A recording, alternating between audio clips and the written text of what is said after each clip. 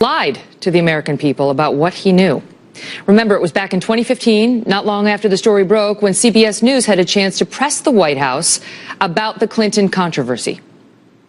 Mr. President, when did you first learn that Hillary Clinton used an email system outside the U.S. government for official business while she was Secretary of State? The same time everybody else learned it through news reports. But now we're seeing hacked emails from WikiLeaks that show Team Clinton was stunned by that response, exchanging emails suggesting President Obama was not being truthful and about how this needed, quote, cleaning up. Ed Henry is our chief national correspondent. Ed? Good evening, Megyn. Tonight, White House spokesman Josh Earnest is stressing the president never said he did not trade emails with Hillary Clinton. He just did not know the details about her server. But that is not how top Clinton advisor Cheryl Mills read the president's interview with CBS. She appeared to freak out in real time, firing off an email declaring, quote, "We need to clean this up." He has emails from her. They do not say state.gov, meaning Mills, who was chief of staff of the State Department, knew Clinton and the president had exchanged work emails on her personal email address. So his answer set off alarm bells. Mills read it to mean he had not told the whole truth and gasoline could be poured on the Clinton email fire. Other new emails also show infighting among Clinton advisors after the New York Times revealed the existence of the server in 2015, with liberal activist Neera Tanden writing to John Podesta and teeing off on Mills by saying, quote, "This is a Cheryl special. Why didn't they get this stuff out like 18 months ago? So crazy." Podesta agreed, replying, "Unbelievable." "I guess I know the answer," concluded Tanden. "They wanted to get away with it." Yet another batch of notes show a Clinton advisor revealed that the candidate had trust issues with her own staff because of leaks about the email scandal. Podesta may have summed all of this up by calling the controversy a hot mess. Megyn. Ed Henry, thank you. Joining me now, Mark Thiessen, Fox News contributor and former chief speechwriter for President George W. Bush, and Matt Bennett, a former deputy assistant to President Clinton. Good to see you both. So, good to see you, Megyn. I mean, Mark, you know, when you say the word lie, it means there's a consciousness of deception. You know, at a minimum, the president said something that was incorrect. That much we know. How do you get to lie?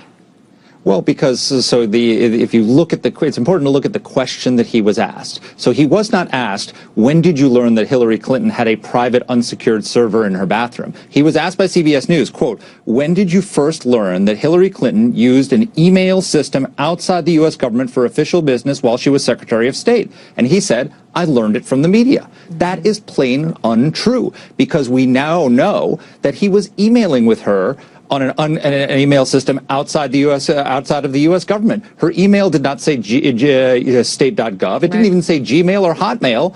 It said ClintonMail.com. So did he not notice that? Cheryl Mills noticed that. That's why she said we need to clean this up, which meant cover up the fact that there were emails between them, which they did successfully until this September. Matt, why are you shaking your head no? Well, look, Megyn, Mark doesn't know anything about what the president knows or whether he was being untruthful, because what he doesn't know is whether the president noticed the URL that the email from Hillary originated from. I don't notice people's URLs. Most people, I think, don't, and surely the president, one of the busiest people on the planet, doesn't notice. That is a staff thing to worry about. Okay, but let me ask you this. Okay, so point taken, but let me ask you, Matt. The facts seem to be that our Secretary of State and our president were having a little chat via email on an unsecure server via her private email address, which is outrageous. And he, in your scenario, doesn't even know. So what's to stop him from saying something he shouldn't be saying? And does that not underscore the grossly irresponsible nature of her decision and, under your theory, her lack of disclosure of it in talking to people like the president? Look, there is no question that she made a mistake, and she has said that a million times, including in the last debate. She should not have had a personal server. I mean, it was a mistake, but we don't know anything about what the president was paying attention to as it relates to the emails coming from if Secretary he didn't Clinton pay attention to it, Mark, is that not on her? It said ClintonMail.com. He had too much faith in her.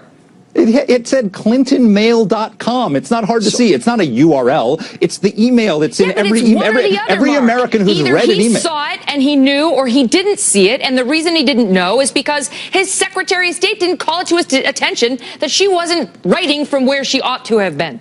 And Cheryl Mills knew, and Cheryl Mills noticed it, and so she said, we need to clean this up. He has emails that don't say state.gov. Now, what did she mean by clean this up? She meant cover up the fact that they had been emailing. Well, no, Why did they want to cover up the fact that they had been emailing? And tried to clean it up. Because that would make him complicit in her misconduct. It would make him complicit in any breaches of security that came out. We'll ponder that over the break because it's a short segment. But thanks for being here. See you guys.